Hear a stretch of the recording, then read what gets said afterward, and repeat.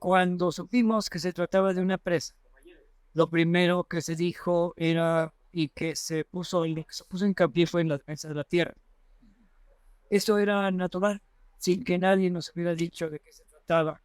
La defensa de la tierra y de la tierra de cada quien, siendo además unos bienes comunales. La tierra es comunal, es un comunal. Fue la base de la resistencia, que allí empieza como resistencia. El agua, el bien más preciado del mundo. Su posesión está generando actualmente controversias y disputas. Grandes negocios de diferentes tipos pretenden despojar a los pueblos de sus aguas. Sin embargo, muchos de ellos la están defendiendo a contracorriente de los designios de los dueños del poder. En esta serie presentamos algunos testimonios que ilustran la resistencia que se extiende a lo largo y ancho de nuestro querido México.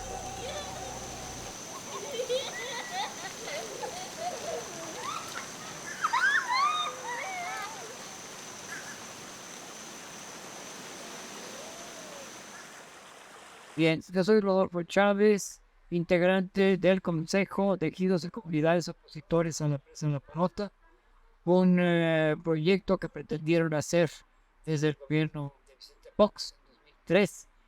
Desde antes de 2003 ya estaban empezando a programarlo, pero en 2003 empezaron a trabajar ese proyecto en comunidades y ejidos, fundamentalmente en la comunidad que se llama Bienes Comunales Indígenas de Cacautepec.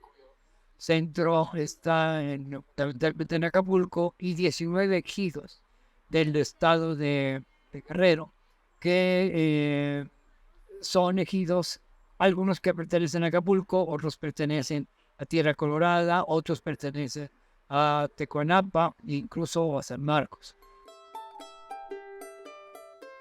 Esta presa sería una presa que taparía 17.300 hectáreas, sobre todo de selva baja castigolia, y esas 17.300 hectáreas pues inundarían más de 36 pueblos. Inicialmente dijeron que iban a ser 3 pueblos los que estuvieran afectados. Les demostramos que el cauce que ellos pretendían llenar pues no eran 3 pueblos, van a ser más de 36 pueblos. Y además desplazarían a más de 30.000 compañeras y compañeros de esos pueblos. Y luego serían afectados otros 80.000 compañeras y compañeros también, que siembran río abajo. Y río abajo quedarían secos esos lugares cercanos al río, porque además hubieran tenido que cerrar el cauce del río para llenar la presa. Y una presa de ese tamaño, ellos decían que se llenaría en 2 años, y les dijimos, cierto, cuando menos 4 o 5 años iba a tardar en llenarse ese espacio tan grande que querían llenar, ¿no? Que llegaba hasta, pues de hecho, hasta Tierra Colorada, y afectaba a todos esos municipios, incluso hasta parte del municipio de Chiapas. Entonces empezó un movimiento con los compañeros, que se empezaron a alarmar, que están tumbando árboles, porque eso es lo que empezaron a ver. Trataban de hacer carreteras que eran amigas para mover todo lo que requería ese proyecto, y a tirar, pues, fueron cientos de miles de árboles para hacer carreteras y para empezar a construir la cortina de la presa.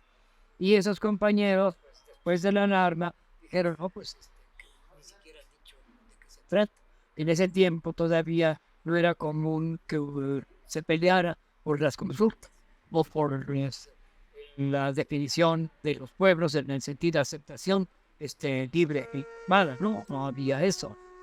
Creo que eso comenzó después del movimiento de la pelota, precisamente porque antes la CFE, que era la empresa estatal, en ese tiempo era una empresa paraestatal, que promovía el gobierno. Bueno, era del paraestatal, ¿no? Pero que promovía el proyecto.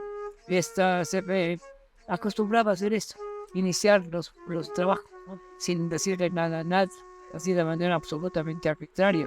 Y pues eso es lo que nos hace. sea, ¿cómo es posible claro, se imaginaba que ya habían llevado, ya habían llevado, pero organizándose los ejidos y las comunidades, empezó el movimiento y se consolidó al definirse compañeros iniciales que inicialmente empezaron a la resistencia, a decir, bueno, aquí vamos a detener a los ingenieros, vamos a detener a los trabajadores, vamos a detener el proyecto. ¿Por qué? Pues porque aquí nos van a decir que se... Y efectivamente, una noche, en una madrugada, se empezó a mover esa gente, que no eran tantos, importante, y se detuvo a los ingenieros que habían ido a Acapulco, esto cerca de Acapulco, pertenece a Acapulco, y se les dijo, bueno, ¿de qué se trata? Y los ingenieros dijeron, no sabemos. Pues entonces que vengan, ustedes no se van a ir de aquí se detienen y aquí los tenemos nosotros hasta que venga el ingeniero en jefe y él diga de qué se trata. Pero hasta después se le detuvo, se le dijo, a ver, ¿de qué se trata? Ya dijo él, bueno, pues es un proyecto grande. ¿Sí? ¿Proyecto de qué? Pues es una presa. Proyecto de presa, ¿y a quién le pidieron permiso? No, es un proyecto federal y es del gobierno federal, y al gobierno federal pues nadie se le puede oponer. Cuando supimos que se trataba de una presa, lo primero que se dijo era, y que se puso hincapié fue en la defensa de la tierra. Esto era natural, sin que nadie nos hubiera dicho de qué se trataba. La defensa de la tierra y de la tierra de cada quien, siendo además unos bienes comunales. La tierra es comunal, es un comunal. Fue la base de la resistencia, que allí empieza como resistencia, pero fue la base de la revolución.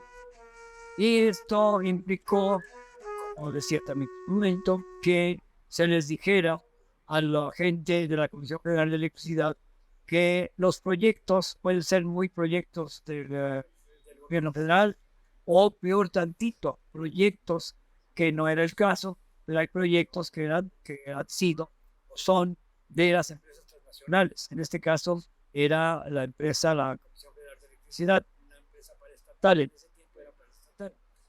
Y lo que se les dijo pues, es que los proyectos tienen que recurrir obligatoriamente a la gente de los pueblos para que la gente dé su anuencia, si quiere o no quiere la construcción de este proyecto, en este caso una presa, o de cualquier proyecto.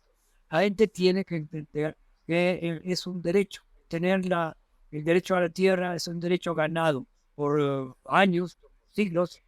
Bueno, es un derecho ganado que ese es el que se tiene que defender. Y ese es el primer derecho que, sin saber derecho, o sea, como ciencia, ves, todo el mundo tiene claro.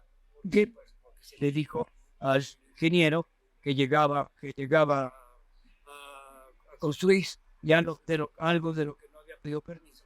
Se le dijo que la tierra es de los comuneros, en este caso, de los ejidatarios, cuando se trate de ejidos, y que la tierra se respeta. Luego tuvimos ya acceso y comunicación con afectados por presas que se habían hecho anteriormente. Y esas presas no solo fueron hechas en México, que había algunas ya hechas hace años en México, y otras con menos años, pero también en México. Pero también empezamos a tener contacto con compañeros y compañeras afectados por presas en Centroamérica o en otras partes del mundo.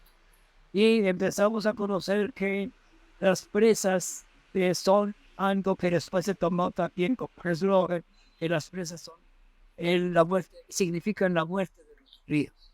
Y eso es absolutamente cierto. Una presa afecta totalmente al sistema ecológico, al sistema ambiental y sobre todo al sistema social, a las sociedades y las sociedades, sobre todo de los pueblos.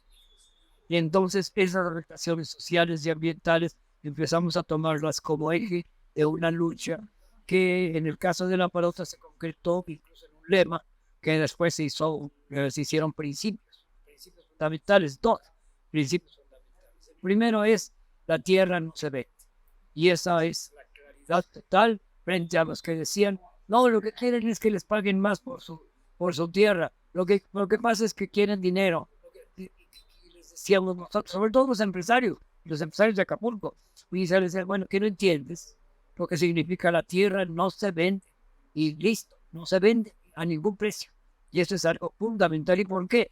Porque la gente entendió claramente, todos los compañeros y compañeras, que no te ibas a hacer de formas de vida como las tenías ya en tu tierra y en tu pueblo. ¿Qué? Por eso que eres dueño de la tierra y produces lo que comes. Si es que te queda algo, produces para vender algo. Pero la gente entiende, en el caso actual, sobre todo en el mundo, con problemas que va a haber, problemas de hambre en el mundo, quienes van a tener más certeza de su vida en el mundo va a ser la gente que tiene tierra y fundamentalmente los campesinos. Y entonces, al decirse la tierra no se vende, pues se convirtió en un principio fundamental del movimiento de la Parota. Y el segundo principio fundamental es una decisión ya de los pueblos. Y la Parota no se hace. Ese es el segundo principio. La Parota no se hace. Pase lo que pase. Tengamos que luchar en la manera que tengamos que luchar. Ganemos, perdamos o lo que sea. Haya sangre o haya lo que sea. La Parota no se hace y eso lo cumplimos. Porque ya son 20 años. Cumplimos en 6, 7 meses. Cumpliremos 20 años de una resistencia ya del que es nuestro movimiento, que se llama Consejo de Ejidos y Comunidades Opositores a la Presa de la Parota, el SECOP. Y el SECOP va a cumplir 20 años en los cuales no hicieron la presa, ni siquiera pusieron una primera piedra. ¿Por qué? Pues porque no lo permitimos. Y es una cuestión fundamental. La gente tiene que saber que, en primer lugar, la tierra es propia, la tierra es de los campesinos, de los indígenas, de las indígenas, y que eso se tiene que defender a costa de lo que sea. Y en el caso de la Parota, pues es un triunfo. El triunfo mayor es tener la certeza de que no se va a hacer la Parota, pero eso es un derecho y una victoria ganada con muchos esfuerzos. Se va a hacer, la Comisión de Electricidad ya se fue, sí, pero fueron 20 años de lucha, fueron 20 años de problemas, no fueron 20 años suavecitos, no fueron 20 años de confrontación, y eso es lo que nosotros hicimos con la gente de tierra. Entonces había confrontación con esos otros compañeros que ya habían contratado, y en que inclusive cuando ya detuvimos la presa, los tuvieron todavía contratados 2 o 3 años o más para confrontar a los pueblos. Y entonces toda esta confrontación, en el caso de la Parota, pues significó que durante todos estos años, pues tenemos 11 compañeros asesinados, son muertos, asesinados, y 60 compañeros de nosotros están en la cárcel. Y ha habido más de 80 órdenes de aprehensión, todavía hay 40 órdenes de aprehensión y todavía tenemos un compañero preso. De los tantos que estuvieron presos, los últimos fueron 38 presos que hicieron, que tomaron en un operativo policíaco militar que hicieron en el 2018, el 7 de 2018, metieron a más de 250 policías de todas las corporaciones, de policías estatales, federales, municipales, de otro municipio de la capital y de todos los policías, además del ejército y la marina. Y allí hubo 38 compañeros en la cárcel y 5 muertos, 5 asesinados y 3 a través de ejecución de extradición. Entonces, ese tipo de lucha implica también mucho esfuerzo, sufrimiento, pero mucha voluntad de ganar.